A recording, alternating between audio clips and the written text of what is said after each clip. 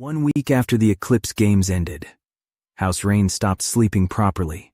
Storms hammered against the fortress windows of Varenth while Lord Rain stood near the war chamber balcony staring out across black oceans beneath frozen rain. Behind him, the great chamber glowed with holographic military projections and territorial maps. Eidolon Reach rotated slowly above the central war table, his son's world. Cassian Rain stood beside the projection with both hands behind his back, staring at the colony growth reports. Population 1, 6 million citizens. Settlement growth rate, extreme. Primary colonial capitals, Nova Reach Calder's Bay. Projected military capability, unknown. Cassian's voice echoed through the chamber. The people adore him already. Lord Rain said nothing. He won Eclipse differently. Still silence. Cassian finally turned toward his son. That is the problem. The old patriarch looked genuinely unsettled now. For decades, House Rain ruled through fear, discipline, and military strength. Kenny inspired something worse, loyalty, the kind freely given, not forced. Cassian pointed toward the colonial reports. The settlers are arriving willingly. Frontier guilds are already swearing loyalty to him directly instead of through the Empire. Lord Rain finally spoke quietly.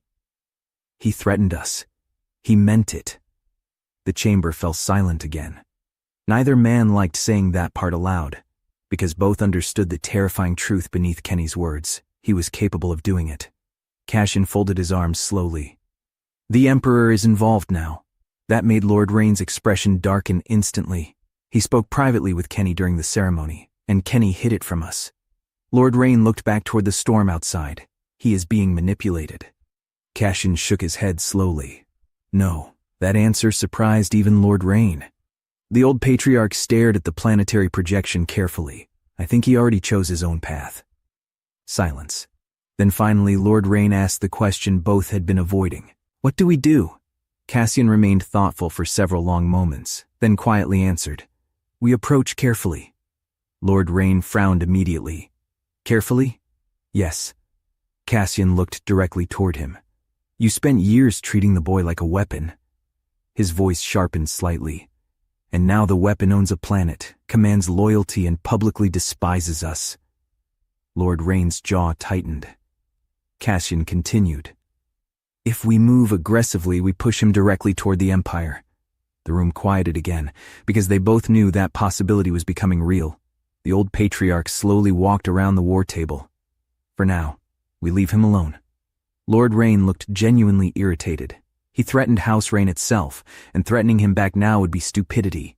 Cassian stopped beside the projection of Eidolon Reach. We observe. The hologram zoomed inward, revealing expanding colony cities and growing infrastructure lines. The old patriarch's eyes narrowed slightly, and if he truly intends to move against us, a pause, then we decide whether he dies. Far away from Varenth, Eidolon Reach breathed beneath twin suns. The world looked untouched. Wild, alive in a way most human planets no longer remembered how to be. Massive forests stretched beyond mountain ranges coated in silver mist, while glowing rivers carved through valleys untouched by industrial scarring. The air itself smelled different there. Clean, fresh rain and rich earth instead of metal and fuel. Wind rolled softly through giant grasslands where strange birds circled overhead with wings that shimmered blue beneath sunlight. The settlers already called it the quiet world. Not because it lacked life, because the planet itself somehow felt peaceful. Even the oceans moved calmly along the coastlines. The first two capital cities had formed quickly around the major settlement zones. Nova Reach stood near the western coast, built around trade ports and growing shipyards. Tall white buildings overlooked the ocean while colony transports constantly arrived carrying new settlers seeking fresh lives beneath Kenny's rule. Meanwhile, Calder's Bay stretched across the eastern river systems, smaller, warmer, built from wood, stone, and early colony metalwork. The people there already spoke about the Calder twins constantly, despite Rex never living to see it. Kenny himself stayed far from both capitals. He chose isolation instead. Deep within the northern mountain regions, a massive cave system overlooked forests and waterfalls beneath towering cliffs. Most people would never even find it naturally, which was exactly why Kenny liked it. The cave no longer looked natural inside. Security systems lined the walls, hidden doors sealed weapon vaults, Defensive drones monitored the surrounding mountains, but the center still remained beautiful. Natural stone walls, warm lighting, open balconies carved directly into the cliffside overlooking endless wilderness below. It felt less like a fortress, and more like a place someone finally allowed themselves to live. Kenny stood outside near the cliff edge watching sunlight break through mountain mist while one of his floating daggers lazily drifted beside him. Below the cliffs, several strange creatures moved through the forest canopy. They looked almost like large lemurs crossed with foxes, long silver tails, dark fur, bright glowing eyes. The settlers called them mist runners. Fast little predators capable of short-range phase jumps through solid matter. Not dangerous to humans usually, just incredibly difficult to catch. The second native species Kenny discovered himself near the river systems. Large, six-legged reptilian creatures covered in pale blue scales, gentle, massive, and capable of generating low electrical pulses beneath their skin during storms. The settlers named them stormbacks because lightning constantly followed their migration routes through the valleys. Children already adored them. Kenny preferred the mist runners, mostly because they reminded him of Astrovault survivors. Small, fast, hard to kill. The planet also carried one discovery already spreading through colonial trade systems, a fruit native to Eidolon Reach, small golden berries growing beneath glowing trees near the northern waterfalls.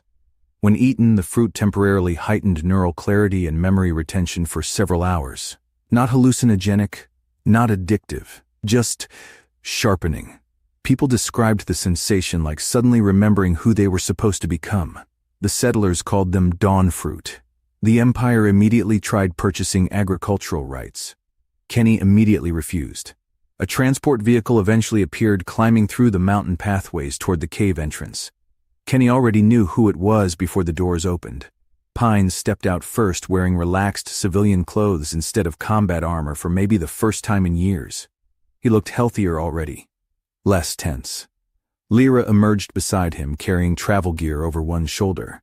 The moment Pines looked up at the mountain cave, he whistled loudly. "Brother." Lyra laughed softly. "You built a supervillain hideout?" Kenny almost smiled slightly. Pines walked closer, looking around at the cliffs and waterfalls surrounding the cave entrance. "Okay, this place is actually beautiful." Lyra nodded quietly. "You picked well." Kenny stepped aside, letting them enter. The inside of the cave house felt warm compared to Lux Meridian Tower, less polished, more personal. Natural stone mixed with technology, weapons still lined walls. But now books sat nearby too. Maps, research logs, wildlife sketches. Pines noticed immediately. You became outdoorsy somehow. Kenny handed him a small golden fruit, dawn fruit. Pines stared at it suspiciously. "That sounds fake. Eat it." Pines shrugged and bit into it, then froze. What the hell?" Lyra laughed softly. "What?" Pines blinked several times. "I suddenly remembered where I left my favorite jacket when I was 14. Kenny sat near the stone table calmly. "It heightens memory and focus temporarily." Lyra looked impressed. "You registered it already?" Kenny nodded. "The Imperial History Index approved it yesterday." Pines stared at the fruit. "Your planet has magical therapy berries." Kenny ignored him. The three settled into conversation naturally after that. For the first time since Eclipse, they looked relaxed. Pines leaned back near the balcony entrance. "I went home before moving here." Kenny looked toward him, saw my family, friends, old neighborhood. Pines smiled slightly. "They still think I am mildly insane." "You are mildly insane," Lyra replied. "Yes, but now I am wealthy and mildly insane." Lyra shook her head, smiling. "I did the same. Spent a few days with my parents before coming here." She looked out toward the forests below. "This place feels better than Earth." Kenny quietly agreed with that. Pines eventually looked back toward him carefully. "So," Kenny glanced over. "What exactly was this big plan of yours?" The atmosphere shifted slightly. "Not dangerous. Honest." Kenny remained quiet for several seconds, then finally said, "My father killed my mother." Silence filled the cave instantly. Pines slowly sat upright. Lyra looked horrified. Kenny's voice stayed calm. He considered her a weakness once I was old enough to survive alone. Neither of them interrupted. Kenny stared out toward the forests. "After she died. Someone visited me. His expression shifted slightly, softer. My uncle. Now it made sense. The ceremony, the warmth between them, the trust. Kenny continued quietly. He came secretly, stayed for hours. The floating dagger beside him rotated slowly through the air while he spoke. He told me the truth about House Rain. Pines listened silently now. Kenny looked down toward his hands.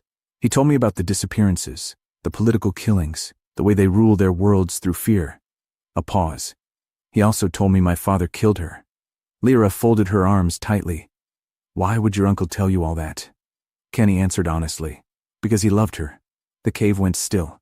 He always knew about me, but he stayed away because he knew what House Rain would do if they found out he visited. Pines exhaled slowly. That is messy as hell. Kenny nodded once. He was the only person who ever treated me like a human being growing up. The mountain wind moved softly through the cave entrance. Outside, the mist runners moved through the forests below while sunlight reflected across distant rivers. Pines finally asked quietly, "So what now?" Kenny looked toward the horizon. One of the daggers slowly phased through the stone beside him before rematerializing. I end them. No hesitation, no anger, just certainty. Lyra studied him carefully. How? Kenny remained silent for several long moments, then finally answered, one of two ways. The cave quieted completely, either through my uncle. His eyes narrowed slightly, or through the Empire, and somewhere far away beneath frozen storms and black oceans. House Rain remained completely unaware that the sun they created had already declared war on them in his heart.